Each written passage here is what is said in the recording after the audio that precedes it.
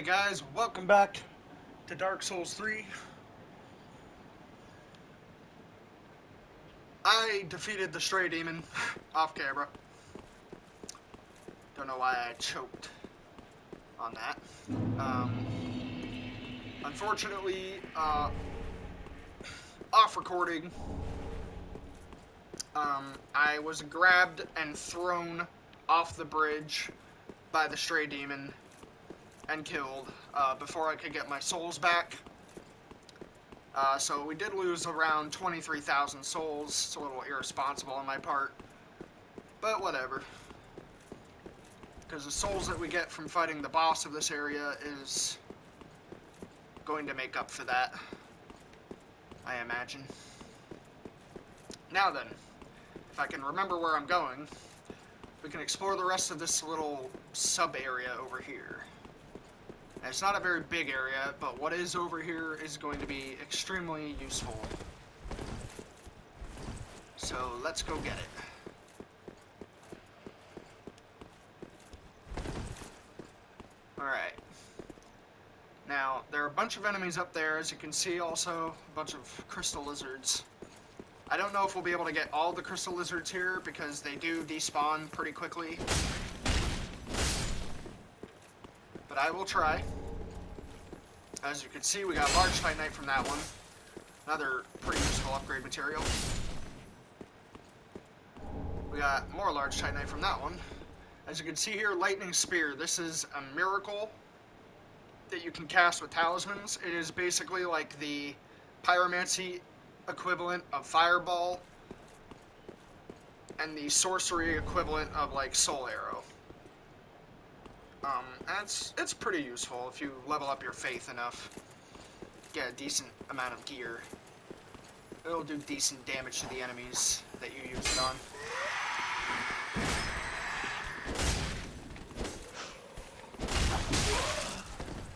Oh god, I'm gonna lose it. I'm gonna lose it. No, I'm gonna lose it. Never mind. We got it.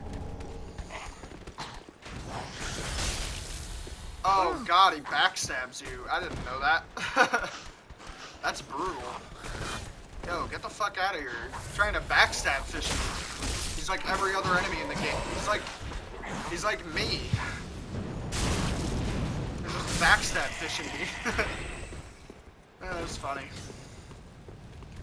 Yeah, getting all those crystal lizards and then getting that little miracle spell is pretty worthwhile.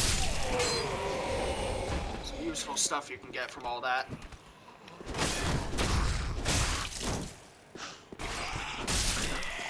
Alright. Now we're gonna keep this shield away and then repose it.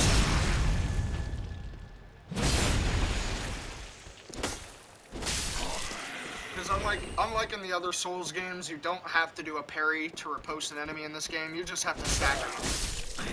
And that's what I really appreciate about Dark Souls 3. Is that just mechanically it's so much better than the other Souls games. But anyway, with all that area explored, we will now return to the Pharaoh Keep Swamp to fight the boss of this area. So let's do it.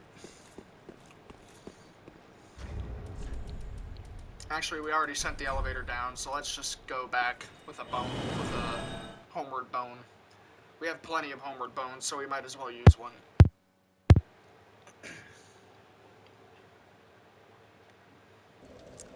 Later on in the game, we'll find an item that will basically be an infinite homeward bone.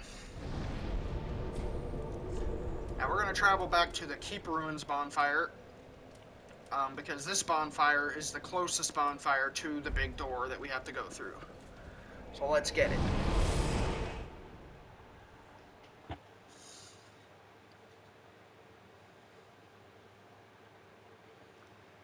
I'm still not used to the longer loading screens in this game. But hey, at least the game is fun. And here we are, the giant door right in front of us. We weren't able to kill Yellowfinger Hazel here. If you go into Ember form and you kill Yellowfinger Hazel in this area and the Road of Sacrifices area, then you'll be able to summon him for the boss fight here. And in doing so, he can not only help you, but he'll also give you like a gesture. Now this area, you don't have to fight any of the enemies here. They will not aggro you. I don't recommend you do fight any of these guys because I think there's only like one item back there and it's not worth fighting like 20 dudes for. You will find 2 dark rates up here though, so watch out for that. Just play very defensively with these dark rates or they will fuck you up. Like they're fucking me up. My god. See how they never like stop attacking? It's crazy. They just fuck shit up. Yeah, these 2 dark rates will actually like go up there and just start fighting the enemies in this area. So to be honest, you don't even really need to fight them.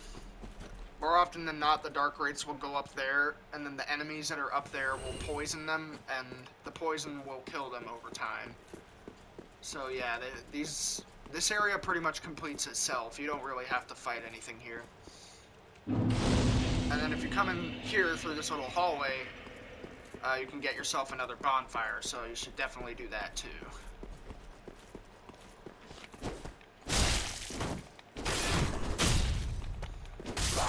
My depth perception is not very good today, because I keep swinging further away than I actually am.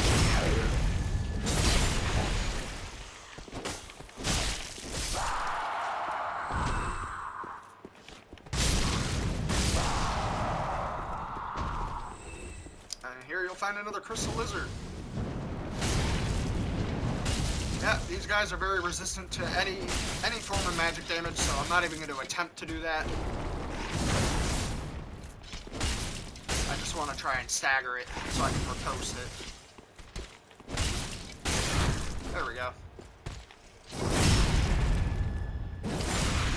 It's so nice how much damage riposts do in this game.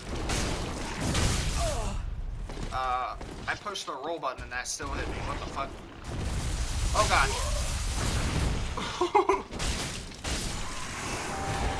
Alright, I did not know he was able to do that move in this tiny hallway, but, you know, whatever. Here you can get great magic weapon. This is what I was talking about with the Lingering Dragon Crest Ring. If you use this spell on your weapon to give it magic damage, the Lingering Dragon Crest Ring will make it, the Lingering Dragon Crest Ring will make it last longer, so it's useful for that. I think we're going to fight this Black Knight again, too, just because I want to see if he'll drop any of his armor or weapons. I don't know if this Black Knight can actually drop his weapon or armor, because I doubt From Software would let you get Black Knight here this early in the game. That would just be overpowered.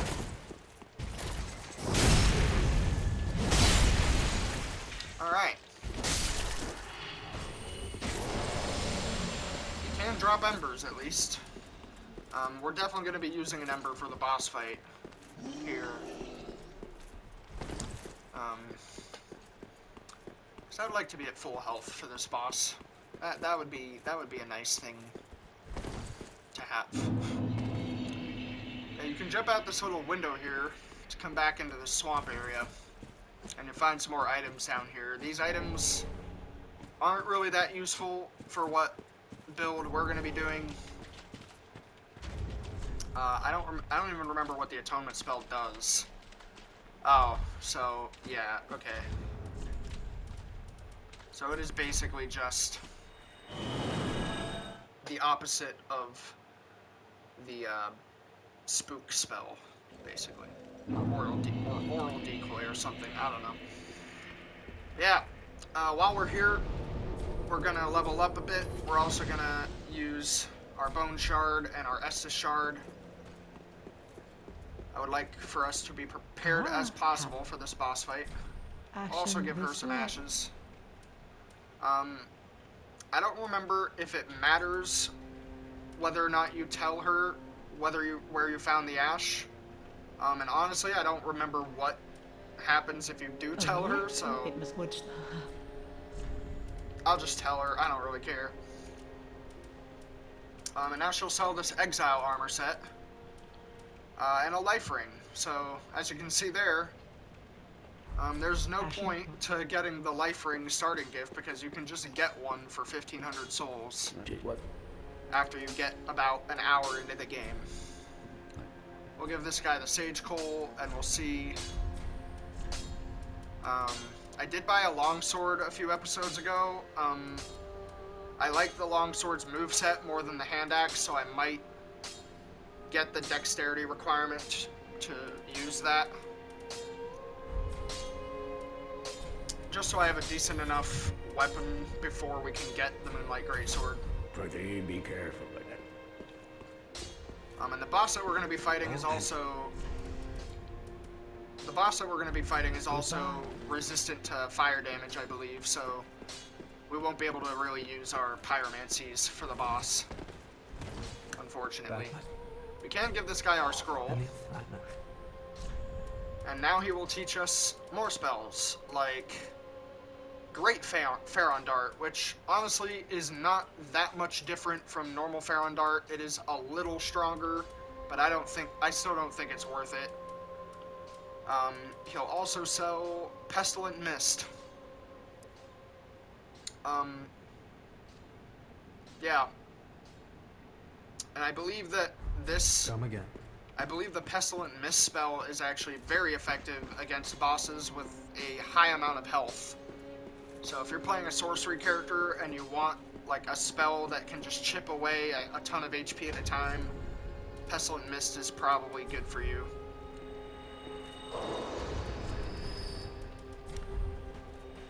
Alright. And then we also got the Soul of the Stray Demon, so we're gonna go talk to Ludleth. As you can see here, Havel's Ring, a callback to Dark Souls 1 and Dark Souls 2. This is the ring, this is basically like the Ring of Great Strength from Demon Souls. It will massively lower your equip load, which will allow you to, well, it'll increase your maximum equip load, not lower your current equip load. So it'll allow you to equip heavier armor sets. And then there's also this Boulder Heave spell, which is pretty good too. I don't think we'll be needing Boulder Heave, so we're going to take Havel's Ring. Just in case we find some heavier armor sets later on, because a lot of the armor sets in this game are heavy. And also very nice. I really like the armor sets in this game. Like, they put the armor sets of all the other Souls games to shame, in my opinion. Very well then. But anyway, we only need one dexterity to get the longsword, so we'll do that. Farewell, Ashen One. And hopefully we have enough souls to upgrade it, at least a little bit. Because right now it is not doing as much damage as our hand axe. So let's see if we can do that. Oh, we can. Multiple times. This still might not do more damage than... As you can see there, with a crystal gem, we can give it an A scaling in intelligence, which will give it magic damage. So we might go for a crystal longsword later on. Yeah, that still might not do as much damage. Oh, it does.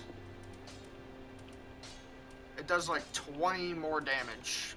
Like 28, 27 more damage, so yeah. I much prefer the longsword's moveset. It just has a much better moveset in my opinion. So we'll be using that for the boss fight. And yeah, with all that said and done, let's get to it. I think I'll also be muting my microphone for this specific boss fight, since it has really nice music in my opinion. I suppose if nothing else we can use Flash Sweat, because Flash Sweat will be useful for its second phase.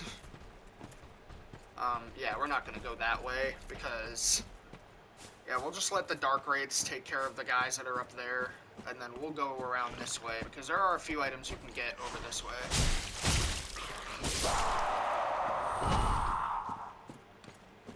My depth perception is the bane of my existence here. Come on.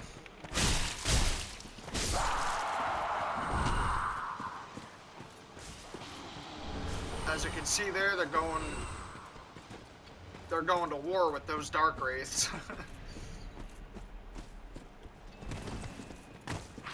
Oh, hello. Yeah, we're doing a lot more backstab damage now, too.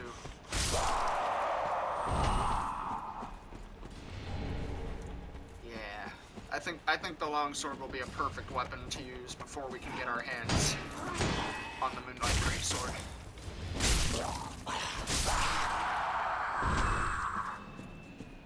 Alright. And now it's boss time, so we're gonna pop an well, actually, we'll pop the Ember after we go in. But yeah, I'll mute my mic, and hope you guys enjoy the fight. I'll try not to die.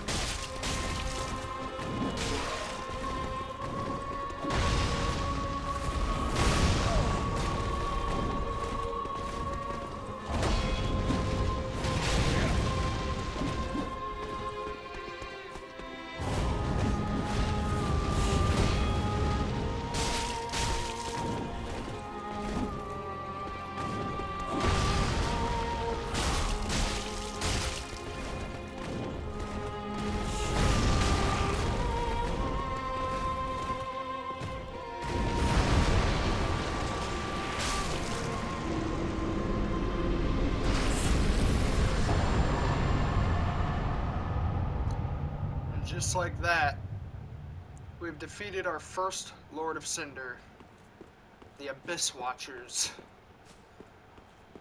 A very, very cool boss fight. One of the coolest boss fights in the whole Souls series. Basically, I mean, I don't really know how I would quite describe this boss fight. It's like a version, or at least so I've heard from Vati Vidya, because I watch his videos. He's awesome. I guess it's supposed to be like a version of Artorias that comes back to life over and over because the Abyss still has a hold on his soul or something, and it forces his soul to bring these soldiers back to life over and over again so they can kill each other because they're infested with the Abyss. And their entire life's mission is to eradicate the Abyss. So because they are tainted by the Abyss, they just kill each other over and over and over again. It's like an eternal cycle. Yeah, and then you kill it. That is one of the Lords of Cinder, our first Lord of Cinder. And now we continue.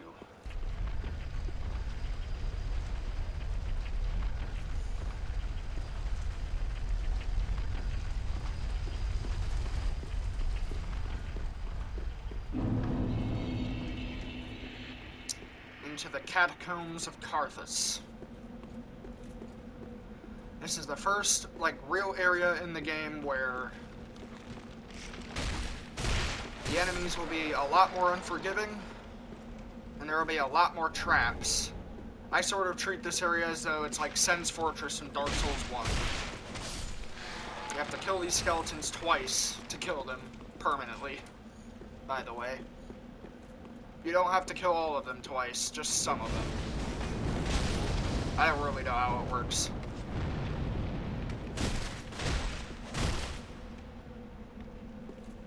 It might be like the skeletons from Dark Souls 1, where you needed a divine weapon in order to permanently kill them on the first time.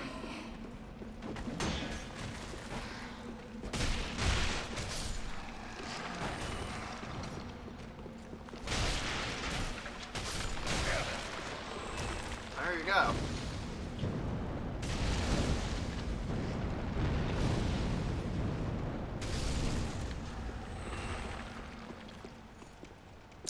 We'll be exploring this area a little bit, maybe try to get to the first bonfire in this area, and then we'll probably leave off the episode there. But overall, yeah, I think the Abyss Watchers probably has to be it's definitely not a hard fight in my opinion, but it is probably one of the coolest fights in this game. I don't know. Obviously there will be people that disagree with me, but in my humble opinion, I believe it's one of the coolest fights in this game. Yeah, right there is a trap, so watch out for that. There are little pressure plates in the ground. Like I said, this area is a lot like Sen's Fortress. It's just very unforgiving.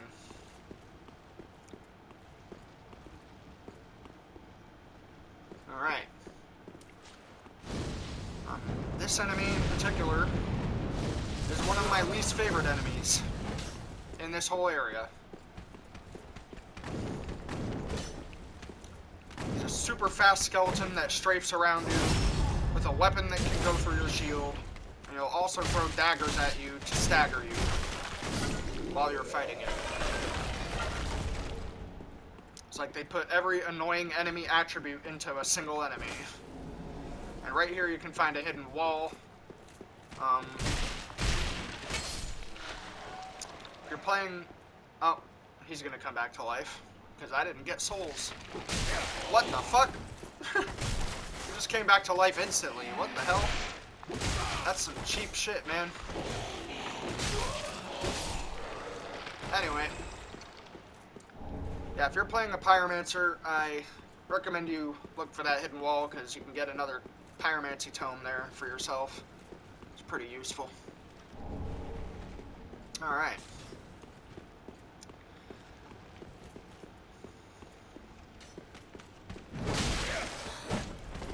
Oh god. I didn't realize I was so low on health.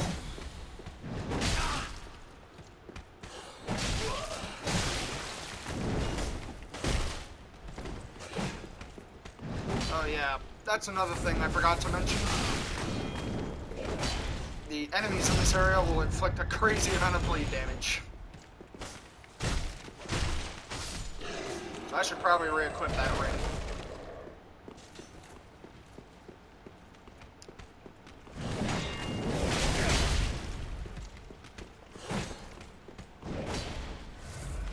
Yeah, this has got to be probably like one of my least favorite areas in the game.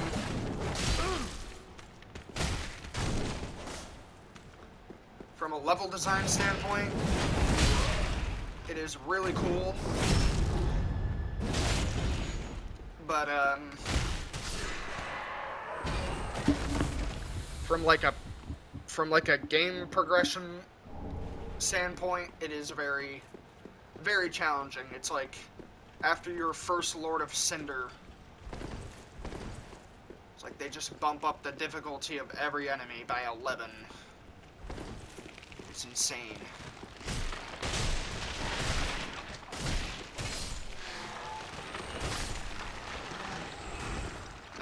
That one skeleton's gonna come back to life. You can always tell when a skeleton isn't permanently dead because you won't get souls for it. Okay, I didn't get souls for the second one, and for some reason he's not coming back to life. Okay, I don't really understand that. Whatever. Coming through here, you can meet another NPC. I think. I might be wrong. Because it has been a while since I've played through this game again. I'm just sort of going off of muscle memory here. Yep, you'll find Henri of Astora. And she's got her hand in her face. And she is... Oh no! I didn't... I didn't realize there was a crystal lizard there. Oops. Oh. Okay, we got its loot anyway. Never mind. Oh, hello. How very fortunate. Have you seen my companion, Horace? To my shame, I was snared by a trap and we've become separated. I've not been able to find him since. Yes, I see. Horace is a valiant knight. He can look after himself, no question. He's probably searching for me right now, with twice the resolve. If you happen upon him, please tell him that I remain in the catacombs and will lay prism stones to guide him. As always, please send him my word. I beg of you. May the flames guide your way. So yeah, Henri is looking for her companion Horace. She can't find him. They're pretty much on their way to Erithil of the Boreal Valley to search for Aldrich. And she got separated with Horace, and now she doesn't know where he is. So that's another part of her quest line. Sort of like you gotta find Horace before she does, or something bad will happen. But we'll get into more about that later on, since it won't be like readily a problem. It won't be a problem for us at this current moment in time.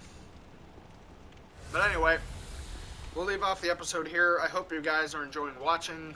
Thank you all for watching again, and I will see you next time.